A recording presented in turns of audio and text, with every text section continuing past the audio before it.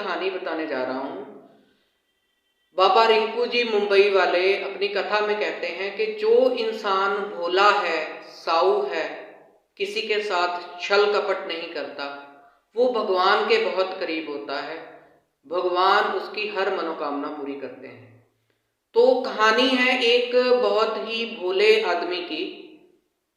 उस समय की बात है जब राजा महाराजा का टाइम होता है। राजा की सवारी निकलनी है और सारी प्रजा जो है वो बड़ी बेचैनी से बादशाह को देखने के लिए, उनका स्वागत करने के लिए, उनकी जय जयकार करने के लिए सड़क के दोनों तरफ खड़ी है और राजा का इंतजार हो रहा है कि राजा जब आएंगे तो वो हमें कुछ ना कुछ इनाम देंगे और हम राजा की जय जयकार करेंगे। हर एक को कुछ ना कुछ मतलब है।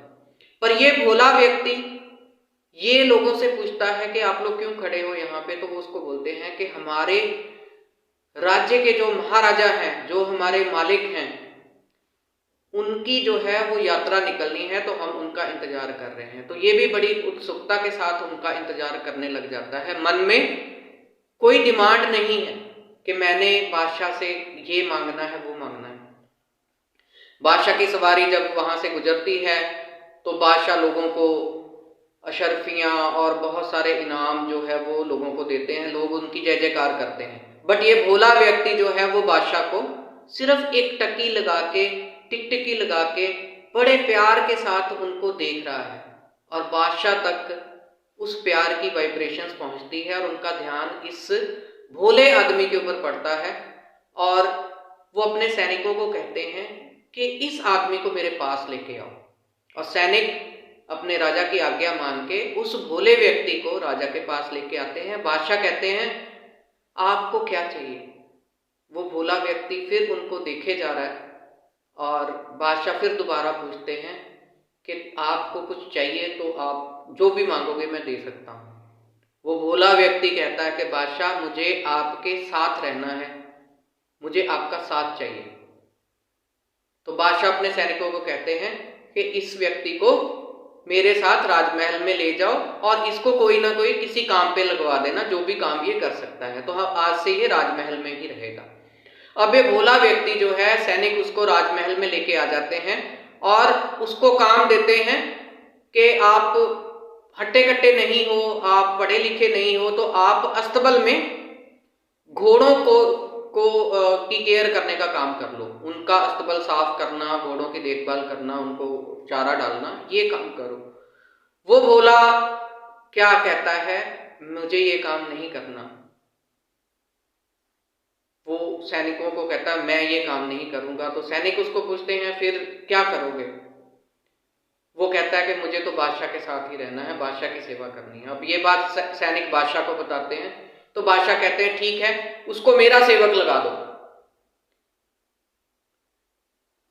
इस तरह से वो भोला व्यक्ति बादशाह के साथ ही, उसको जो है साथ में एक कमरा दे दिया जाता है जो बिल्कुल वैसा ही होता है जैसा कि बादशाह का जो है वो जो पर्सनल रूम है उसके जैसा है।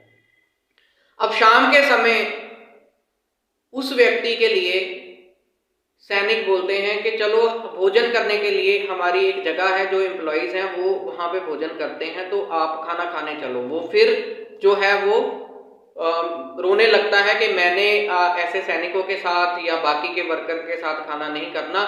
मुझे तो जो बादशाह खाते हैं उसमें से जो जूठा बच जाता है मैं वही खाऊंगा। अब सैनिक फिर से बादशाह को कहते हैं, बादशाह कहते हैं ठीक है, उसको भी वही भोजन दो जो मुझे देते हो। तो जो भोजन बादशाह को मिलता है वही उस भोले को मिलना शुरू हो जाता है। अब आती है बात, सैनिक कहते हैं कि हर एम्प्लॉय की, हर वर्कर की एक यूनिफॉर्म है, आपको वही पहननी है। तो वो फिर चिल्लाने लग जाता है भोला। वो कहता है मैं वही कपड़े पहनूंगा जो बादशाह जिनको पहनते नहीं हैं, जो बादशाह की उतरन है, मैं वही पहनूंगा। अब इस भोले व्यक्ति को बादशाह जैसे ही कपड़े पहनने को मिल जाते हैं और वो भोला व्यक्ति हर समय बादशाह के साथ रहता है।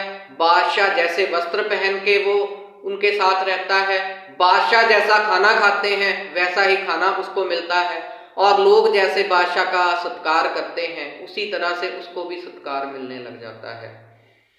और लोगों को फर्क ही नहीं पता लगता कि बादशाह का ये जो सेवक है वो उसको भी बादशाह जैसा ही ट्रीटमेंट देते हैं। दोस्तों यही चीज है, हम लोग कई बार सोचते हैं कि चालाकियां करने से, किसी का बुरा करने से, किसी को चीट करने से हम लाइफ में आगे बढ़ जाएंगे, लेकिन भगवान उसी का साथ देता है जो अपना काम ईमानदारी से करते हैं, भोले बन के करते हैं, अपने से ज्यादा जो दूसरों का ख्याल रखते हैं, भगवान उनके करीब होता है और भगवान उनकी हर विश पूरी करता है। मेरा नाम जसविंदर रंधावा है। I am founder and executive director of Guru Nanak group of companies. The purpose of making such kind of videos is to inspire all of you to make change in your life.